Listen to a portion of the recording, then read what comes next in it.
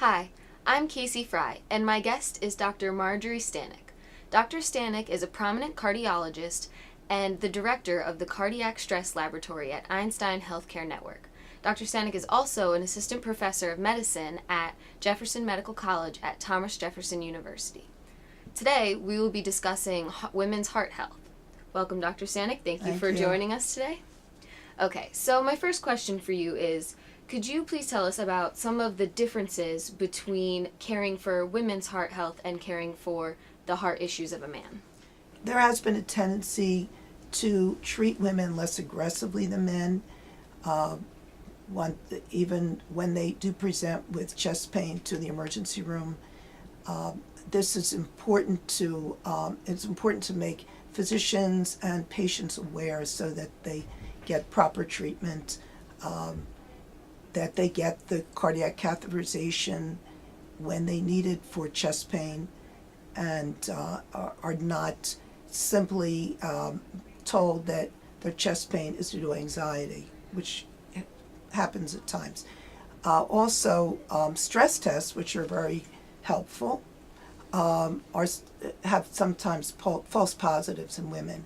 Mm-hmm. So it's very important not to just ignore that and call it false positive, but to do other modalities with it, such as an exercise test using nuclear material to get images of the heart, or exercise echo, which also provides images of the heart. And then if that is abnormal, taking the next step, which is to do a heart catheterization, which makes the actual diagnosis of coronary artery disease. Okay, so what are some things that women can do to prevent heart disease and heart attacks? Well, I think it's important to know what your risk factor profile is. So that means, do you have hypertension? Do you have elevated cholesterol? What is your family history? Did anybody in your family have heart attacks at young ages? It's important to find out if you have diabetes, and to control as many risk factors as possible. Also, exercise, eating right, watching your weight, not smoking. Those are all really important factors that will help prevent heart disease, which is a very preventable disease. Okay, that's good to know. So most men have regular appointments with cardiologists, especially men over the age of 50. So I would assume women should do the same. So could you tell us a little bit about why those annual checkups and the routine tests are necessary and important for good heart health each year? What is important is to see your physician, whether it's a cardiologist or an internist. Get your blood pressure checked. Get your lipids checked. Make sure somebody checks to ask you the proper questions, whether you have any symptoms, whether you have any family history of heart disease, and find out whether you have diabetes. And what your family history is. These are the important things to check. If you don't have symptoms, we don't do routine testing usually, such as stress tests. We wait and see first if someone has symptoms. But to try to find out what your risk factors are and control them, that's the most important thing you can do. Okay. And exercise, regular exercise is very good. Of course. So how do things like obesity and sleep apnea, how do they affect the heart, and how do they contribute to poor heart health in women? And are there any other disorders particular to women that adversely affect the heart? Well, obesity doesn't affect women any more than it affects men, or sleep apnea.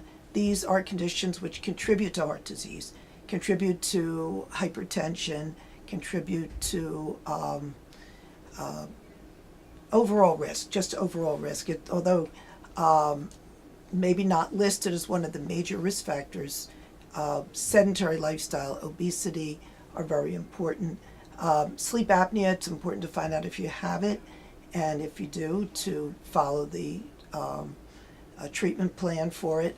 But it's really pretty similar in men and women. Okay.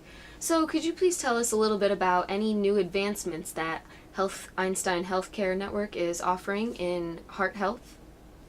Well, on many levels, Einstein offers a full variety of treatment for heart disease. We have heart failure specialists. We have electrophysiologists who are specialists in electrical problems with the heart.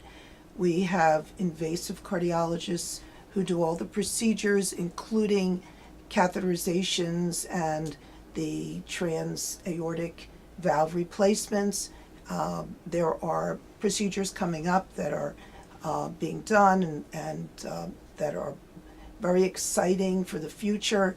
So there's a full range of treatment. There's open heart surgery, and we also have cardiac rehab program for patients for exercise.